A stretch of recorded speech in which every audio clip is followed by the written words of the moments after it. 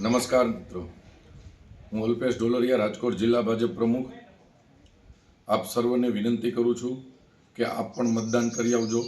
મેં પણ મારું વતન, મારું સ્વર્ગ લીલાખામાં પરિવાર સાથે મતદાન કર્યું.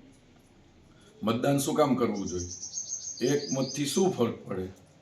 તમારા એક મતના તાકાતથી 550 વર્ષ પછી મહાકાળી માના મંદિર ઉપર ધજા ફરકી.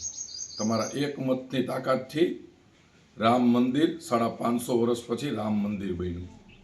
તમારા એક મતથી 10 લાખનું દવાખાનાનું કાર્ડ મળ્યું.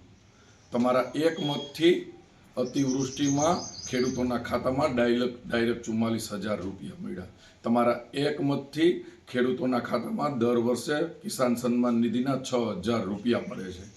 તમારા એક મતથી રાજકોટમાં એમ્સ આવી. તમારા એક મતથી ઇન્ટરનેશનલ એરપોર્ટ આવ્યું.